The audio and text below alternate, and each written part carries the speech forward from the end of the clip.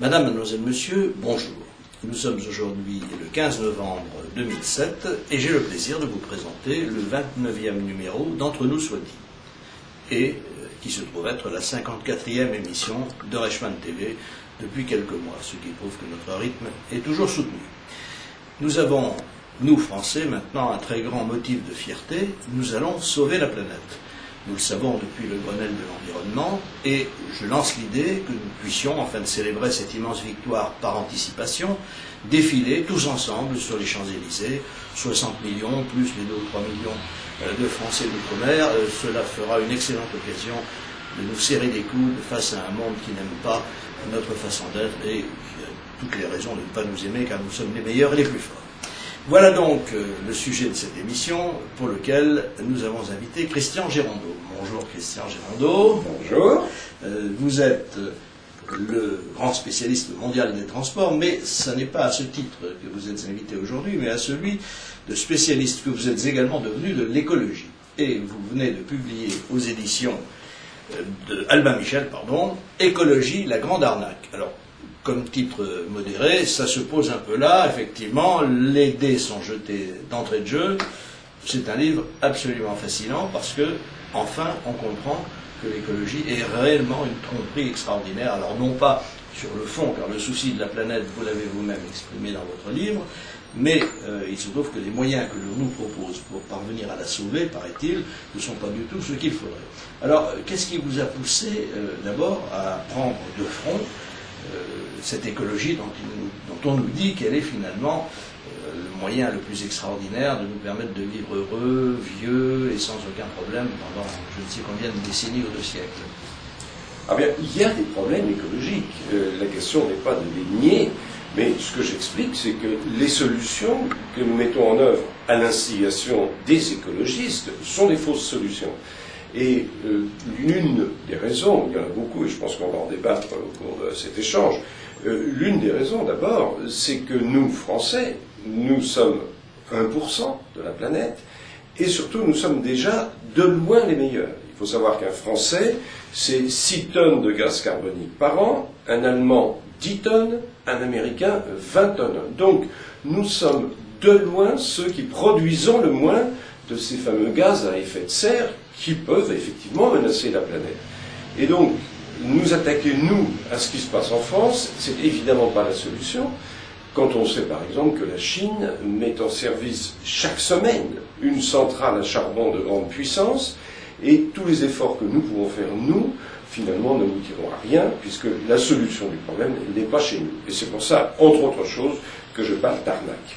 Alors, puisque vous êtes en train de vous attaquer à l'écologie, il est vraisemblable que les écologistes vont vous attaquer de façon habituelle en disant que vous êtes le représentant du lobby de l'automobile. Alors, tranchons le mot, comme disait le général de Gaulle, le lobby de l'automobile en fait n'existe pas. Je le sais pour avoir moi-même enquêté sur ce sujet.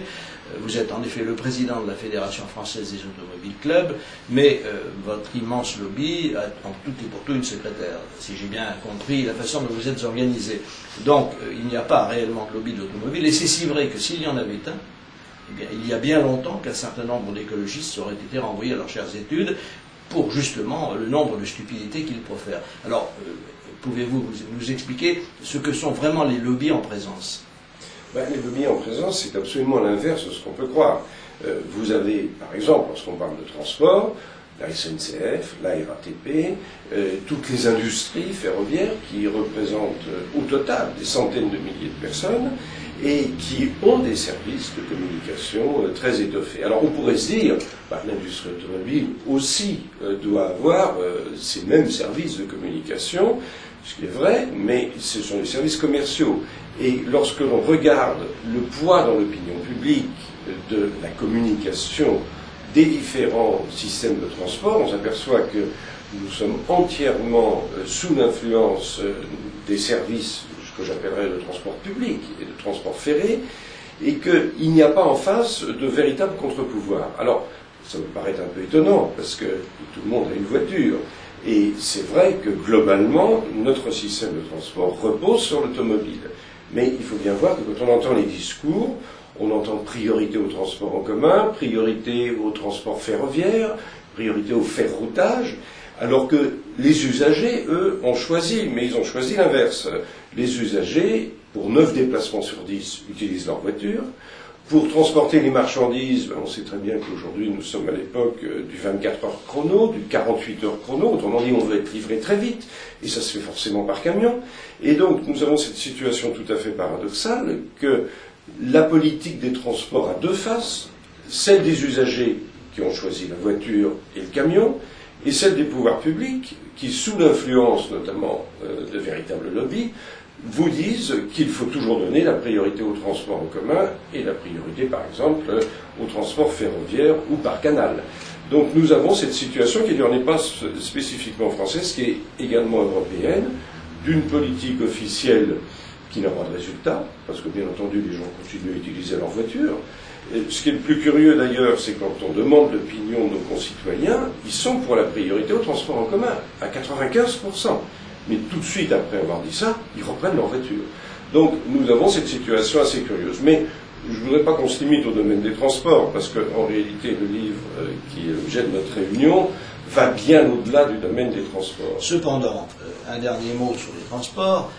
Vous avez dit que les Français préfèrent l'automobile, et tous les chiffres le confirment, mais les adversaires de l'automobile disent oui, mais parce qu'ils n'ont pas le choix. Or, j'ai appris, mais je le savais depuis un certain temps pour vous avoir déjà lu, que, en réalité, même si l'on faisait la politique des transports la plus ambitieuse, il semble bien qu'on n'arriverait même pas à réaliser un progrès sensible et que les gens continueraient de prendre leur automobile. Alors pourquoi ? Pour des raisons extrêmement simples. Aujourd'hui, le Français habite où?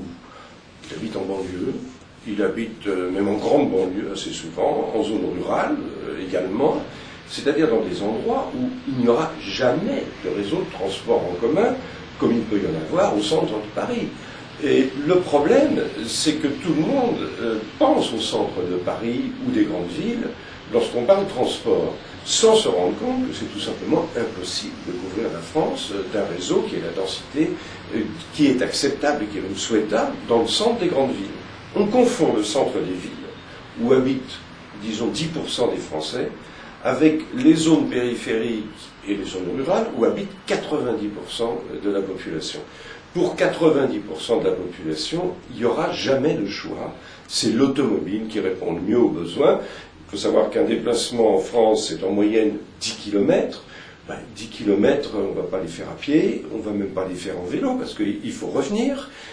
Souvent, il faut aller faire des courses et revenir avec divers produits, avec d'autres personnes. Donc, nous sommes, je ne dirais pas condamnés, parce que condamnés, c'est négatif, mais nous avons un système de transport qui repose sur l'automobile, qui est plébiscité par les Français, et ça ne changera absolument pas, quelles que soient les déclarations et les politiques officielles. Alors, si précisément j'ai voulu ouvrir cet entretien par le problème des transports, c'est parce qu'il est l'angle d'attaque des écologistes. Je regardais il y a quelques jours une émission de télévision au cours de laquelle une jeune femme qui vient d'écrire un livre nous explique à quel point la planète est menacée, enfin le sermon habituel que nous recevons, et puis à un moment, car la vérité finit toujours par sortir, elle dit, mais oui, mais finalement, est-ce que ce n'est pas, cette affaire d'écologie, le bon moyen de nous débarrasser enfin de l'automobile? Alors voilà, le fond du problème est là, ce sont des gens qui détestent l'automobile parce qu'au fond ils détestent la liberté, et tout ça est un prétexte. Alors c'est ça qui est très inquiétant dans ce débat finalement. C'est inquiétant dans un sens, parce que ça nous engage notamment, on en parlera peut-être ultérieurement, dans des dépenses qui se chiffrent en milliards d'euros et qui n'ont aucun résultat. Tout ce qu'on fait, par exemple, pour essayer de freiner la chute du transport ferroviaire de marchandises, le fret ferroviaire, n'a jamais donné aucun résultat, mais ça coûte extrêmement cher. C'est en ce sens que c'est inquiétant, parce que bien entendu, tous ces discours n'ont aucun effet sur le comportement de nos concitoyens. Ils ont besoin d'aller travailler, ils ont besoin d'aller faire leurs courses, d'aller voir leurs amis, et 9 fois sur 10, le seul moyen de transport, mais un moyen de transport finalement qu'ils plébiscitent, c'est l'automobile. Les comportements ne seront pas changés. Mais nous avons affaire à une espèce d'intelligentsia qui véhicule le politiquement correct, qui habite généralement à Paris, dans le quartier de Saint-Germain-des-Prés, et qui n'a aucune idée de la manière dont vit l'essentiel des Français. Alors, nous sommes face à des émissions de gaz carbonique qui menacent l'effet de serre, ou plus exactement qui menacent de rendre cet effet de serre moins efficient.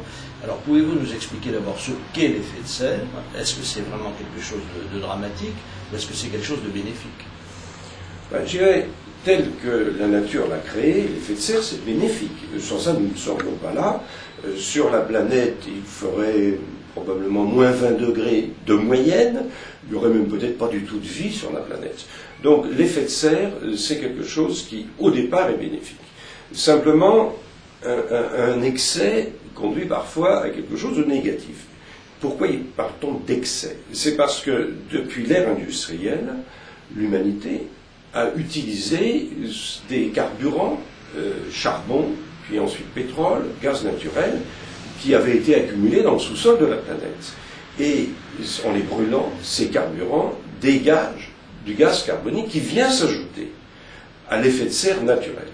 Donc, si vous voulez, la concentration de gaz carbonique est au-dessus de nos têtes, s'est considérablement accrue depuis l'origine de l'ère industrielle, mais je dirais surtout au cours du XXe siècle, et même de la seconde moitié du XXe siècle. Et c'est accru de l'ordre de 30%. Donc nous avons plus de gaz carbonique au-dessus de nos têtes qu'il y en avait, disons, il y a seulement 200 ans. C'est ça dont on parle aujourd'hui. Alors, est-ce que c'est dangereux pour la planète? Je dois dire que je ne suis pas un spécialiste, mais dans mon livre, je me range aux avis de la majorité des spécialistes. La majorité des spécialistes dit oui, c'est dangereux, parce qu'il va y avoir une élévation des températures moyennes, et nous ne savons pas très bien quelles en seront les conséquences. Il faut dire aussi qu'il y a d'autres spécialistes minoritaires qui ne partagent pas ce point de vue. Mais moi-même, n'étant pas véritablement spécialiste de la climatologie, je m'en remets à l'avis majoritaire. Et mon livre se dit, mais alors à ce moment-là, s'il y a un risque dû à l'augmentation du gaz carbonique, que peut-on faire pour maîtriser cette augmentation? Et c'est là où je diverge totalement avec ce qu'on entend d'habitude, parce que tout simplement ce qu'on entend d'habitude n'est pas dicté par le souci d'être efficace, mais par l'idéologie. Alors, les idéologies, il y en a plusieurs. Il y en a une qui est très importante, et très importante y compris dans notre pays, c'est ce qui est relatif à la production d'électricité. On sait très bien que pour produire de l'électricité massivement, sans engendrer des émissions de gaz carbonique, il n'y a qu'une seule solution. Cette solution, elle s'appelle le nucléaire.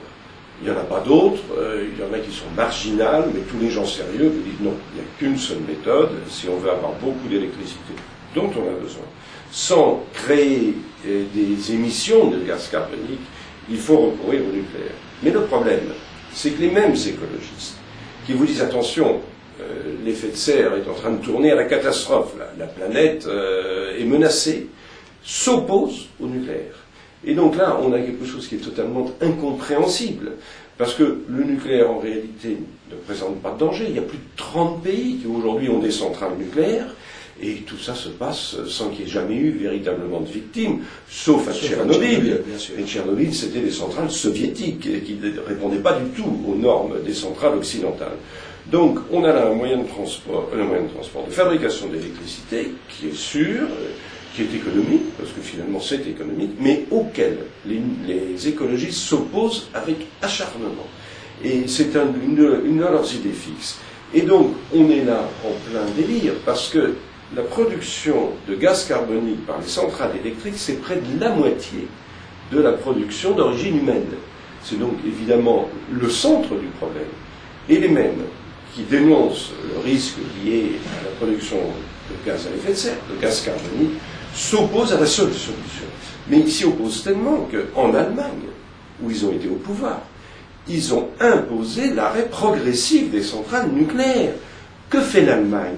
L'Allemagne construit à tour de bras des centrales à charbon, en ce moment. Donc on est exactement dans un paradoxe, en nous donnant des leçons, accessoirement, ce qui est quand même tout à fait extraordinaire, vu que ce sont les plus grands pollueurs d'Europe. Mais ce sont les plus grands pollueurs, essentiellement parce que les Verts allemands s'opposent au nucléaire, demandent la fermeture des centrales nucléaires existantes, et que l'Allemagne a quand même besoin d'électricité. Et donc, pour faire de l'électricité, massivement, l'autre solution, il n'y en a pas, ce sont des centrales à charbon ou éventuellement à gaz naturel, mais c'est à peu près la même chose. Donc nous sommes là véritablement dans une arnaque, parce que D'un côté, on nous dit qu'il y a un risque considérable, et de l'autre côté, on s'oppose à la seule solution véritable à l'égard de ce risque. Alors, pour fixer les idées, quelques chiffres peu nombreux, vous dites dans le livre qu'il y a dans l'atmosphère actuellement à peu près 2800 milliards de tonnes de gaz carbonique qui produit l'effet de serre.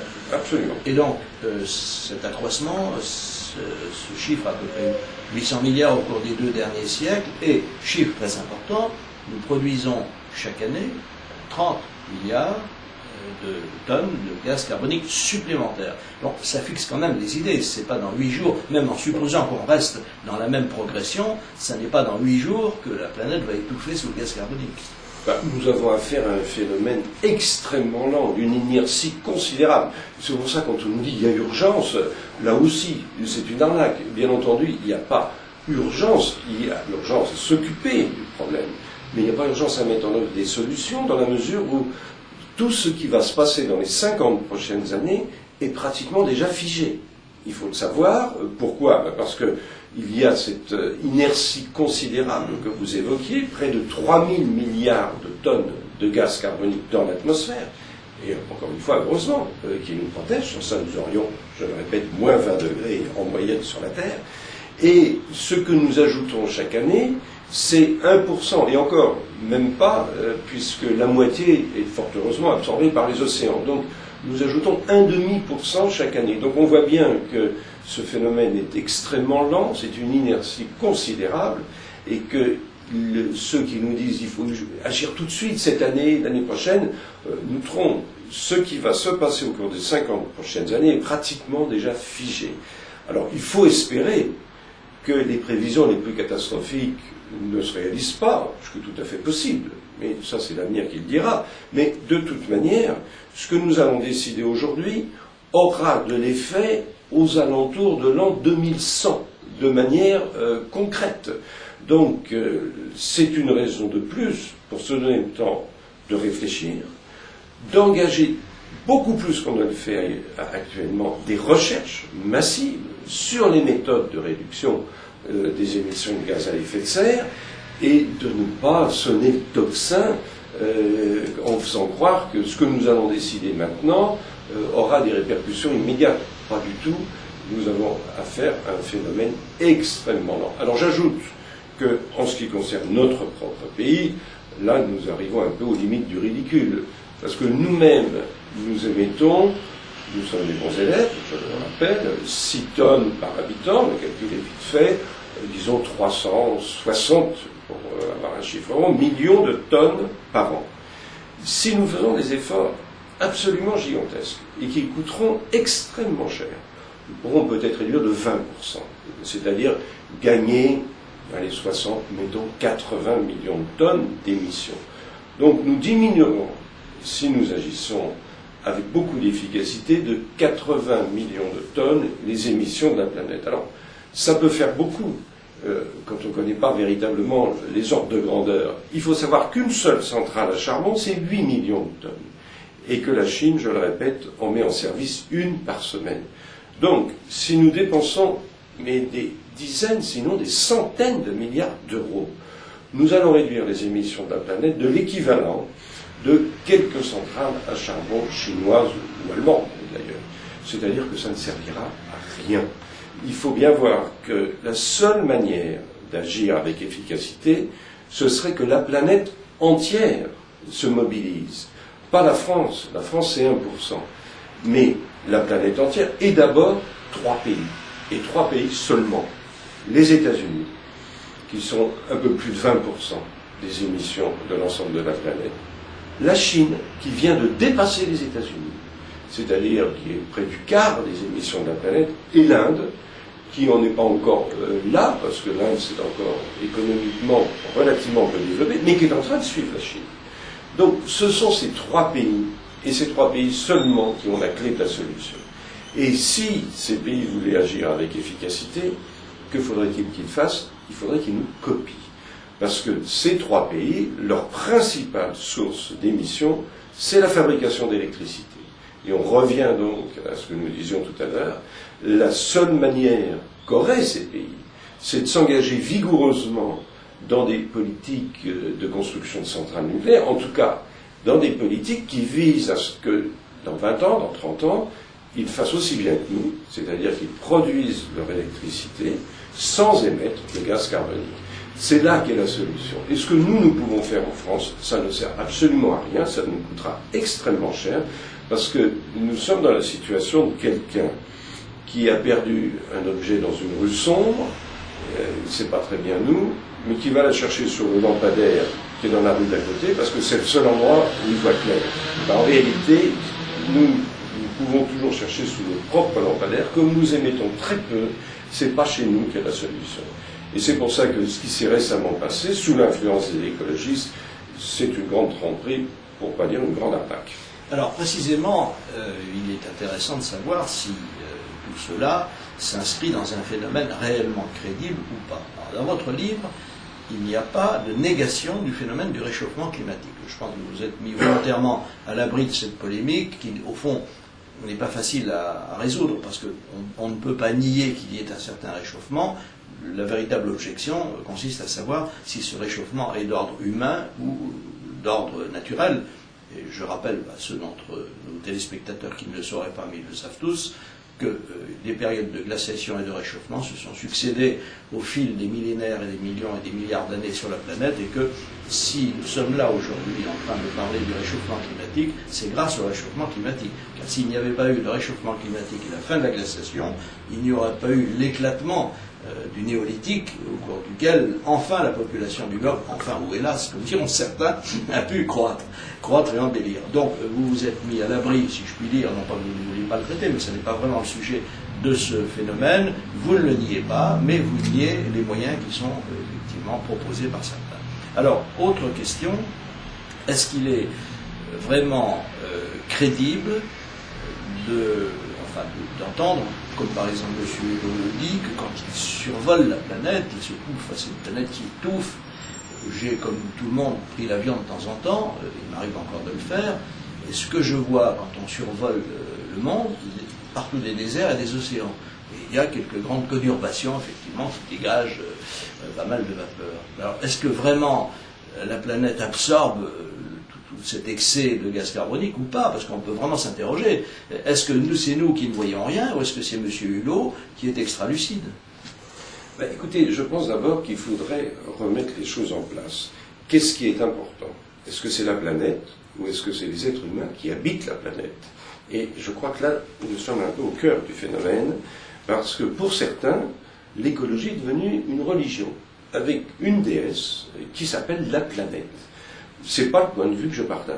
Il me semble que ce qui est important, ce sont les êtres humains qui habitent la planète, et pas la planète elle-même. Il peut y avoir dans les milliards d'étoiles qui constellent l'univers, d'autres planètes. Mais j'avoue que leur sort est totalement indifférent. S'il y a une planète dans la constellation Sirius qui ressemble à la nôtre, son sort, vraiment, c'est pas ma préoccupation. Donc je crois qu'on s'est complètement trompé. Quand on idéalise la planète, quand on la déifie, quand on a fait dans l'objet, et c'est ce qui se passe pour les écologistes, d'une pseudo-religion. Ce qui compte, ce sont les êtres humains. Alors quand on regarde maintenant ce qui se passe pour l'humanité, pour les êtres humains, est-ce que l'on a la même vision catastrophique des choses? Rappelons quelques éléments. L'espérance de vie dans les pays du tiers-monde est passée au cours du XXe siècle de 25 ans à 63 ans. Elle a presque triplé. Vous prenez tous les indicateurs globaux. Bien entendu, il y a des problèmes dramatiques dans certains endroits du globe, mais tous les indicateurs globaux, ils sont positifs. Vous avez l'espérance de vie, les maladies qui régressent, la mortalité infantile qui est en chute, vous avez le niveau d'éducation qui s'élève partout. Sinon, on n'aurait pas en Inde, en Chine, maintenant des informaticiens qui font concurrence aux informaticiens du monde occidental. Vous avez, sur le plan de l'assainissement, sur le plan de l'approvisionnement en eau, des indicateurs qui sont recueillis par les Nations Unies, qui sont tous globalement positifs, avec un problème dramatique, même si les choses commencent un peu à bouger, qui est l'Afrique noire, l'Afrique subsaharienne. Mais dans le reste du monde, et en particulier en Asie, l'amélioration est stupéfiante.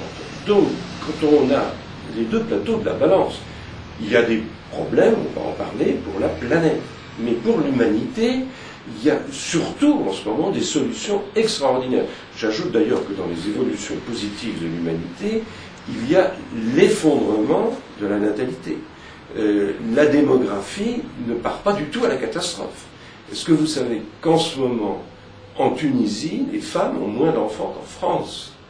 Alors qu'il y a 5 ou 6 décennies, que dis-je, il y a 20 ou 30 ans, la moyenne c'était 6 enfants dans les pays du Maghreb. Aujourd'hui, on est en train de passer en dessous de ce qui se passe en France. Donc, la démographie est maîtrisée. Avec ça, l'élévation du niveau de vie est un peu partout. Donc, le bilan est extraordinairement positif pour l'humanité. Et je pense qu'on va maintenant parler de la planète. Mais c'est une déviation extraordinaire de l'esprit de s'intéresser à quelque chose qui est plus ou moins qui est réel, mais qui n'est pas véritablement l'objet, me semble-t-il, qui ne devrait pas être l'objet de notre préoccupation. Ce qui devrait être l'objet de notre préoccupation, c'est le sort des hommes, des femmes et des enfants. Alors, ceci étant dit, la planète évolue. Sur le plan de l'effet de serre, il y a beaucoup d'interrogations. Va-t-on vers un réchauffement qui, selon les prévisions, les modèles, va être entre 2 et 6 degrés d'ici la fin du siècle, ce qui obligerait à des adaptations, bien entendu, ce qui introduirait des changements dans la végétation, dans le monde, la biodiversité, ou bien est-ce que les choses se passeront plus facilement, mais même s'il y a un réchauffement, ce n'est pas quelque chose qui est nécessairement une catastrophe. Il y a encore peu de temps, et même encore aujourd'hui, vous avez des êtres humains qui habitent à Stockholm, où la température moyenne doit être de 6 degrés, et d'autres qui habitent à Dakar, où il est de 30 degrés. L'espèce humaine a une très grande faculté d'adaptation. Alors, comme nous allons devoir marquer une pause technique, je vais profiter de cette pause pour donner un conseil pratique à nos téléspectateurs, qu'ils ouvrent la fenêtre et qu'ils respirent un bon coup, car en lisant Christian Girondeau, vous apprendrez qu'en réalité, la rue est moins polluée que votre appartement. A tout de suite. Madame, mademoiselle, monsieur, bonjour à nouveau. Nous allons reprendre le cours de notre émission Entre nous soit dit, qui a aujourd'hui pour invité Christian Girondeau. Christian Girondeau qui est écrivain et qui est également un des grands spécialistes mondiaux des transports, mais qui aujourd'hui est invité au titre de son combat contre une certaine forme d'écologie qu'il vient de traduire dans un ouvrage absolument passionnant que je montre à la caméra, Écologie, la grande arnaque, aux éditions Albin Michel. C'est un livre dont je me réjouis que le début de carrière se fasse très très bien. Il est très récent, il vient de sortir, mais compte tenu du blocage général auquel vous-même et un certain nombre d'autres esprits qui se refusent à l'endoctrinement sont soumis, je trouve que c'est déjà une belle performance, ce qui prouve, soit dit en passant, qu'en dépit de la volonté d'intoxiquer les esprits, qui est quand même très flagrant chez certains, il y a quand même des dizaines de milliers d'esprits qui ne se laissent pas intoxiquer. La liberté, malgré tout, continue d'exister un peu en France. Alors, cher Christian Girondeau, nous avons évoqué au cours de la première partie de notre émission l'aspect général de l'écologie, le débat qui est en cours sur le réchauffement de la planète. Venons-en maintenant à ce qui paraît être pour certains les solutions, c'est-à-dire ces fameuses énergies alternatives. Alors j'ai entendu ce matin sur une radio un éditorialiste d'une intelligence supérieure nous expliquer que le Danemark, il parlait de l'immigration, le Danemark, semble-t-il, d'après les élections qui ont eu lieu dans ce pays, soit moins enthousiaste que le souhaitait notre éditorialiste à l'égard de l'immigration, mais surtout, il disait que le Danemark était un pays extraordinaire qui avait notamment en matière d'énergie alternative, et je pense aux éoliennes, donné un exemple magnifique. Or j'apprends dans votre livre que le Danemark l'a abandonné. Alors quelle est la vérité ? La vérité, c'est que le Danemark a arrêté son programme d'éoliennes, parce que ce n'est pas du tout une solution, pour une raison qui est tellement évidente qu'on hésite à la citer, c'est que les éoliennes, ça ne marche que quand il y a du vent. Alors, bon, ça c'était quelque chose du domaine ou du ressort du défunt monsieur de la Palisse, mais quand il y a du vent, c'est simplement, dans un pays comme le nôtre, moins du quart du temps. Donc, les éoliennes, ça ne peut marcher qu'un quart du temps. Et que fait-on les 3 autres quarts du temps ? Est-ce qu'on arrête les usines ? Est-ce qu'on arrête de s'éclairer et de se chauffer éventuellement ? Eh bien non, bien entendu. Donc, il faut, chaque fois qu'on construit des éoliennes, construire à côté d'autres centrales qui, généralement, fonctionnent au charbon et qui, elles, vont fonctionner les 3 quarts du temps pendant lesquelles les éoliennes ne peuvent rien fournir parce qu'il n'y a pas assez de vent. Et cette vérité d'évidence a atteint ses limites au Danemark. Le Danemark, effectivement, a construit énormément d'éoliennes, sous la pression des écologistes, et toujours pour la même raison, parce que les écologistes danois, comme les autres, ne veulent pas de nucléaire. Donc, comme ils ne veulent pas de nucléaire et qu'ils se rendent bien compte qu'on a quand même besoin d'électricité, ils ont propulsé les éoliennes. Les Allemands ont fait la même chose, ils ont fait la promotion des éoliennes. Mais la limite est maintenant atteinte. Le Danemark a de quoi se fournir quand il y a du vent. 13% de son électricité avec les éoliennes. Mais 13%, c'est déjà une proportion considérable. Et pendant ce temps-là, il a fallu construire d'autres centrales qui, elles, fonctionnent les 3/4 du temps. Parce qu'au Danemark, c'est pareil. Le vent ne souffre pas plus, ni moins d'ailleurs qu'en France. Donc, le Danemark a une situation qui est cornélienne. Pendant la plupart du temps, les 3/4 du temps, il se fournit en électricité avec des centrales à charbon ou éventuellement à gaz naturel. Et quand le vent se met à souffler, alors c'est la catastrophe. Parce qu'à ce moment-là, il arrive plein d'électricité produite par les éoliennes, et les Danois ont trop d'électricité. Et ils sont soumis à un problème qui est pratiquement insoluble. Parce que faire de cette électricité excédentaire? On ne la stocke pas. Alors on ne peut pas la stocker. Si on pouvait stocker l'électricité, ce serait tout à fait différent. On ne peut pas la stocker. Alors il la propose aux Allemands. Mais il se trouve que les Allemands en ont trop en même temps. Parce que comme ils ont fait aussi beaucoup d'éoliennes, et qui sont juste à côté du Danemark, ben, ils ont aussi trop d'électricité. Alors ils disent surtout pas, ne en envoyez pas. Et donc il y a des moments où les câbles risquent de fondre. Alors que fait-on à ce moment-là? Ben, on est obligé d'arrêter ou les centrales thermiques, mais ça ne s'arrête pas toujours instantanément, ou les éoliennes. Donc à ce moment-là, elles ne peuvent même pas fournir l'électricité qu'elles sont censées fournir. Et devant une situation qui est ingérable pour le réseau, parce que les pointes surviennent on ne sait pas quand, et puis ça s'arrête on ne sait pas quand non plus. Le vent, il est extrêmement capricieux.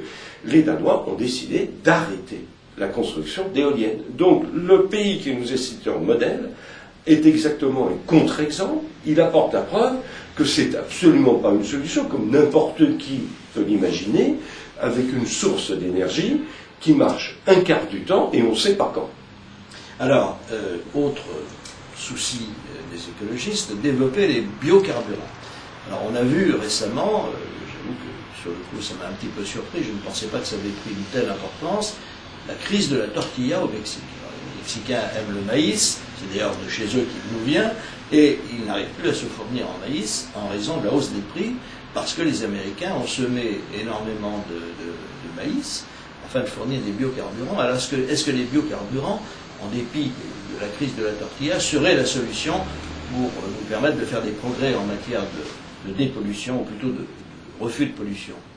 Bah, écoutez, là c'est un point d'accord avec la majorité des écologistes. La majorité des écologistes sont farouchement opposés à ce qu'ils appellent les agrocarburants ou les biocarburants.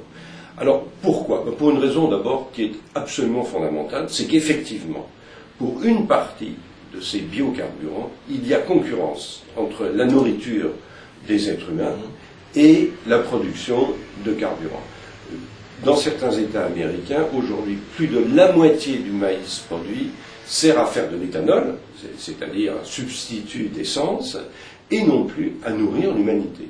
Résultat, le cours du maïs que vous évoquiez sur les marchés internationaux a doublé en quelques mois, et cela pose des problèmes de faim, de famine aux gens qui avaient l'habitude de se nourrir avec du maïs. D'autant plus que ce n'est pas limité au maïs, parce que le maïs ayant doublé, le blé, le riz ont suivi. Et on est maintenant devant un problème tout simplement d'alimentation de l'humanité. Et donc, à partir du moment où il y a concurrence entre quelque chose qui, de toute manière, ne produirait qu'un ou 2% des carburants dont on a besoin, parce que le rendement est très faible, et puis la nourriture des êtres humains, bah, évidemment, il n'y a pas trop de choix. Et je crois qu'aujourd'hui, tout le monde le sait, on n'ose pas trop le dire en France, parce qu'il y a des promesses qui ont été faites aux agriculteurs, il y a des agriculteurs qui sont en train de construire des unités de production d'éthanol, mais quand on prend le discours du président de la République, Nicolas Sarkozy, lors de la clôture du Grenelle de l'environnement, il a mis une demi-ligne sur les biocarburants. Il s'est bien gardé de dire qu'on allait les développer.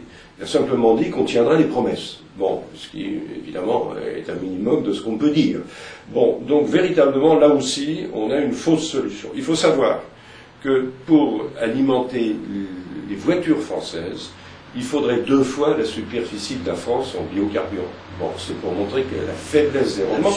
Je dirais, dans l'état actuel des techniques, il n'est pas exclu que la recherche agricole permette d'avoir de meilleurs rendements dans 5 ans sûrement pas, mais disons dans 20 ans ou dans 30 ans. On reverra la question à ce moment-là. Mais aujourd'hui, c'est le type même de la fausse solution, comme le sont les panneaux solaires. Les panneaux solaires pour produire de l'eau chaude, à la rigueur peut-être, mais pour produire de l'électricité, sûrement pas. C'est horriblement cher. Et accessoirement, là aussi, c'est un peu comme les éoliennes, ça fonctionne pas tout le temps, ça fonctionne que quand il y a du soleil. Et donc, le rendement est extrêmement mauvais, le coût très élevé.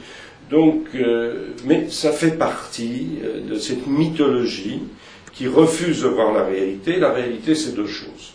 C'est que les hommes ont besoin d'électricité et que pour faire de l'électricité sans émettre de gaz carbonique en grande quantité, il n'y a qu'une seule solution réelle aujourd'hui, ce sont les centrales nucléaires, comme la France le montre au reste du monde, puisque nous sommes les seuls à être dans cette situation. Et la deuxième réalité, c'est que pour que le monde se développe, il faut des transports.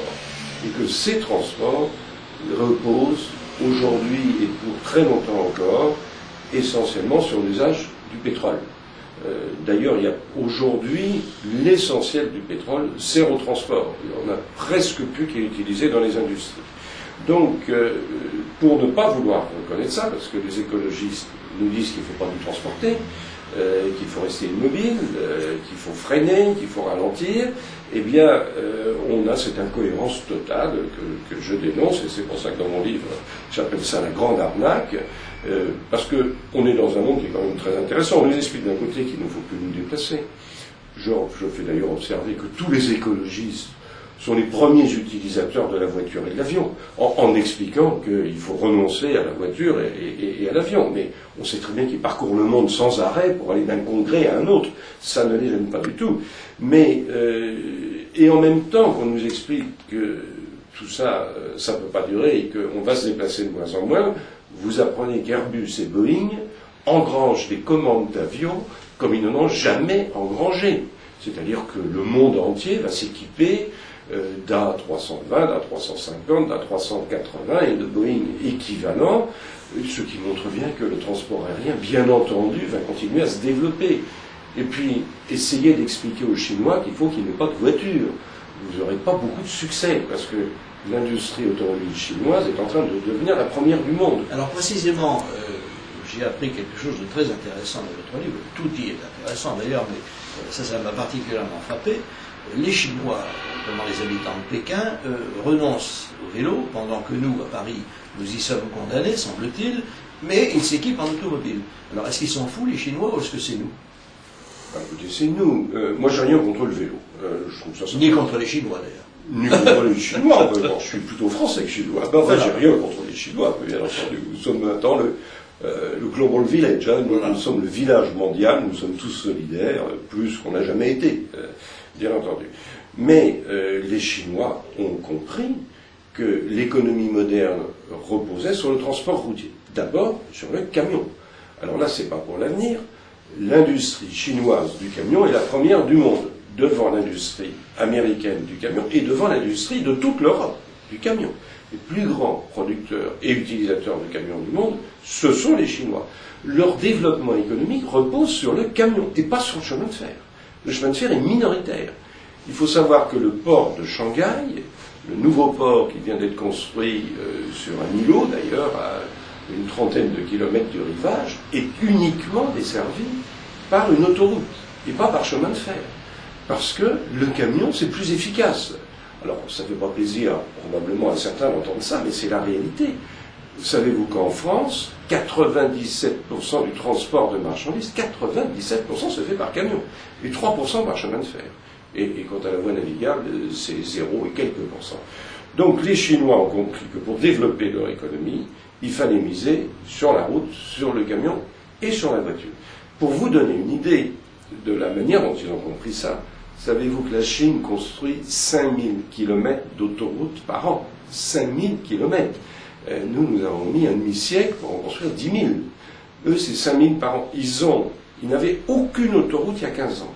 Ils ont aujourd'hui 45 000 kilomètres d'autoroute. Achetez une carte de la Chine. La Chine est quadrillée d'autoroutes. Dans les coins les plus perdus de la Chine, il n'y avait rien il y a 15 ans. Donc, et c'est ce qui va permettre au développement de la Chine, que chacun connaît. Le seul grand problème des responsables chinois, c'est de freiner le développement. Et ils n'y arrivent pas. Mais ce développement repose sur la route et le camion.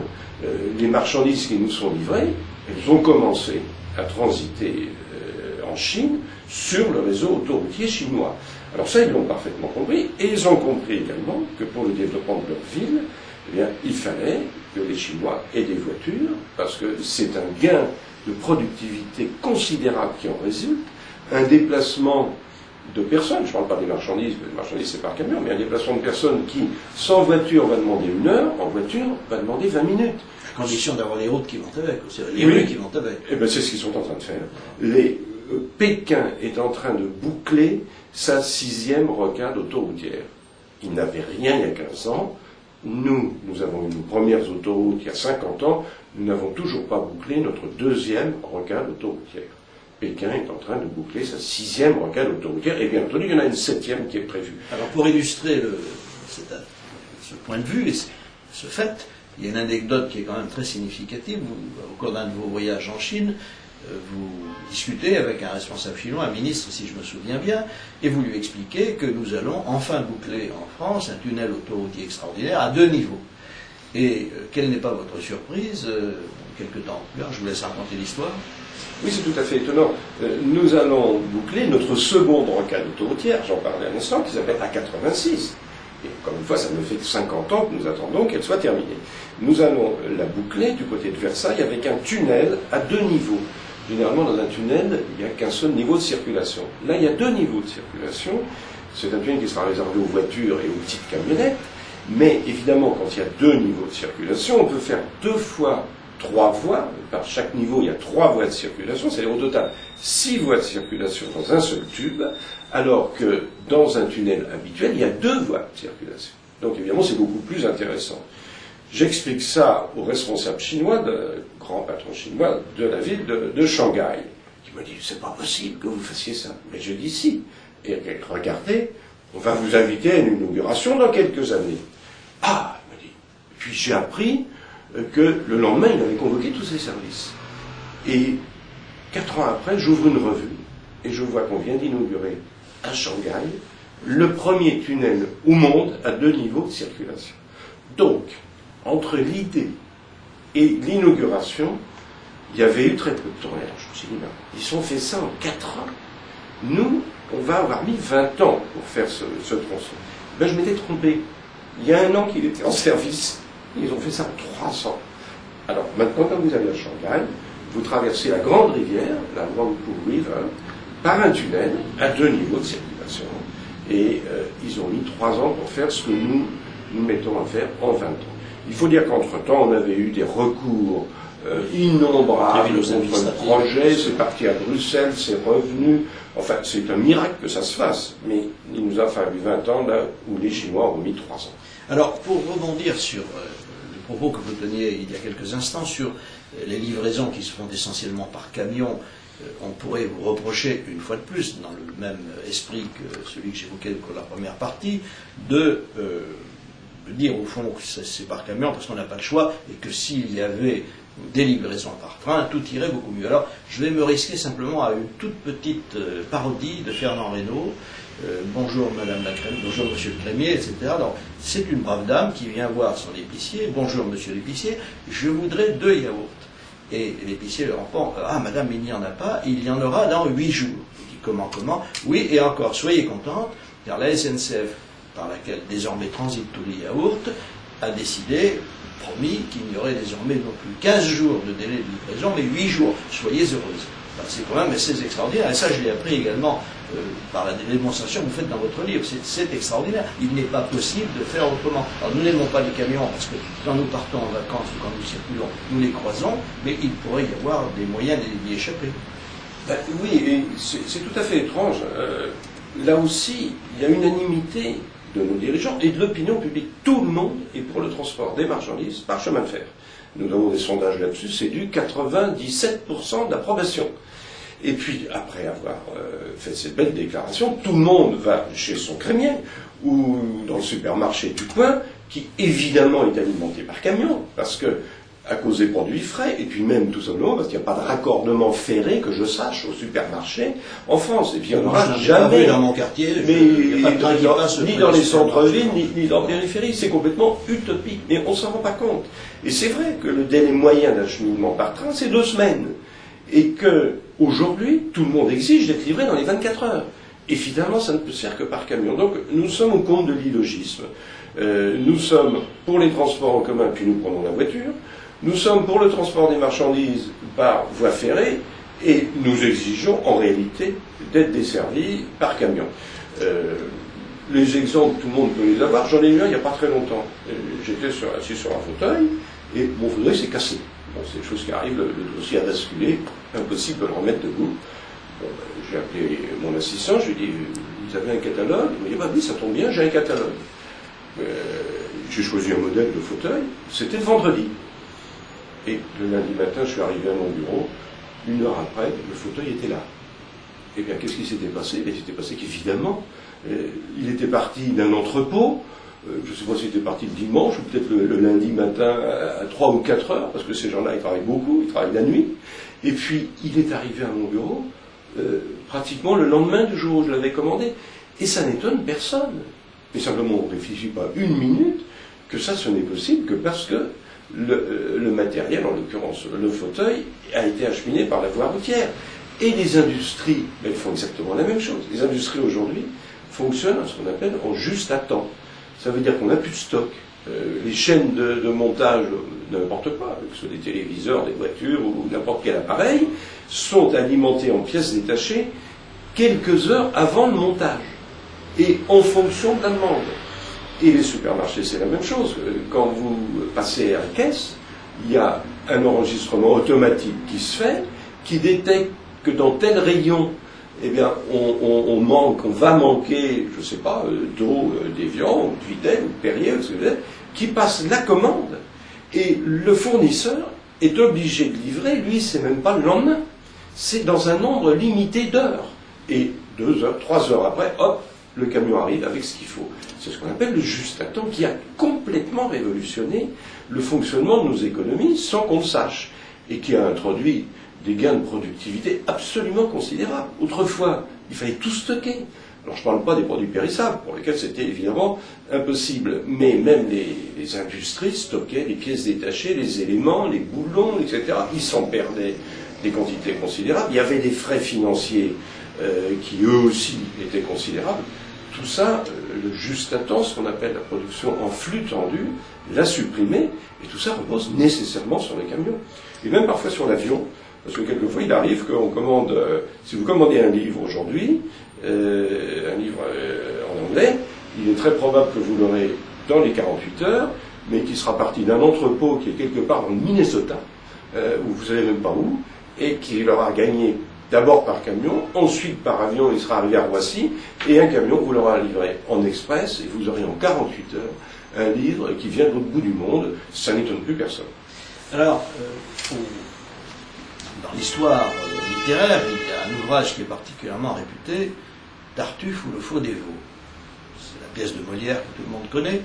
Et il se trouve que nous avons quand même une belle brochette de faux dévots dans le monde de l'écologie. Le premier d'entre eux étant l'éminent Al Gore, dont vous dites dans votre livre qu'il vit dans une maison hollywoodienne et que sa piscine nécessite autant d'énergie pour être alimentée qu'un pavillon moyen américain. Mais il y a autre chose, c'est que M. Al Gore a été vice-président des États-Unis.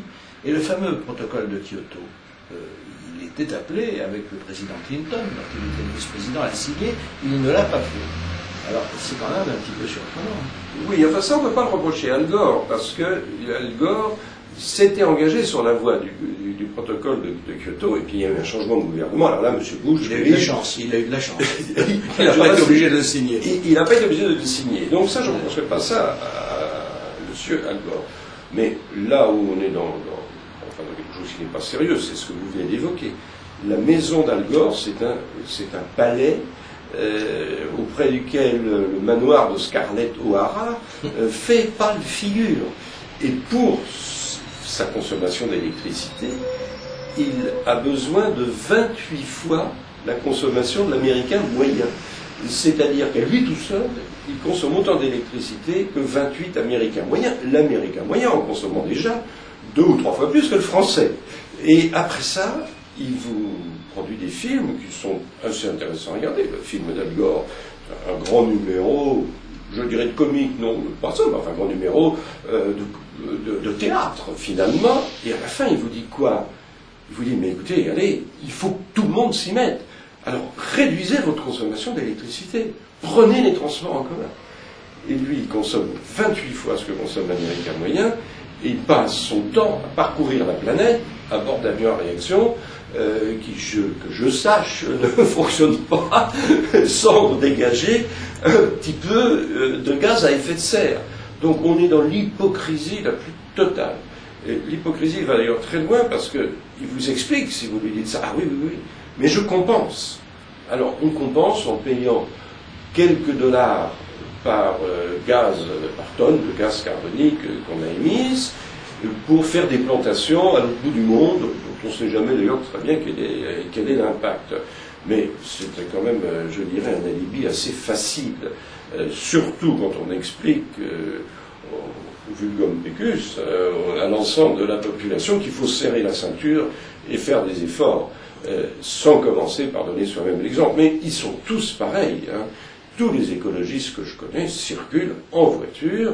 Il y en a même qui vont très loin, puisque l'un d'entre eux, fort connu, qui est d'ailleurs un élu de la République, a été pris, si j'ose dire, la main dans le sac, puisqu'il a une émission de télévision, on l'a vu arriver en vélo, on lui a demandé comment il était venu, mais il a dit « je suis arrivé en bicyclette », mais il y avait une caméra de télévision qui avait été placée à 300 mètres de là, il était arrivé en voiture, et il avait sorti sa bicyclette pliante du coffre de la voiture, mais ça lui permettait de dire ensuite qu'il était arrivé en vélo et qu'il utilisait la bicyclette. Donc on est vraiment dans l'hypocrisie la plus complète. Le prince Charles, d'ailleurs, a lui-même défrayé la chronique par des comportements à peu près identiques. Il a pris le train, il a fait venir sa Jaguar, écrit debout pour terminer son parcours. Ce qui est bien normal, quand on a une Jaguar, il faut s'en servir. Le pauvre, comme disait Tarot. Enfin, plutôt, comme tout le monde. Comme tout le monde, il sert de sa voiture. Comme tout le monde. Alors, bien entendu, je ne saurais que recommander la lecture du remarquable ouvrage de Christian Gérondeau, Écologie, la grande arnaque, aux éditions Albin Michel. Je me réjouis vivement que ce livre soit très très bien parti, parce que c'est un livre de santé mentale. On peut partager ou ne pas partager vos appréciations, mais en tout cas, on ne peut plus, après vous avoir lu, présenter l'écologie de la même manière ou la recevoir de la même manière que celle dont on la reçoit actuellement. C'est un livre qui n'est pas un livre d'opinion, mais simplement un livre qui décrit la réalité des choses. Toutes les sources sont citées, elles sont incontestables, et d'ailleurs personne ne conteste la réalité de ce qui est écrit dans ce livre.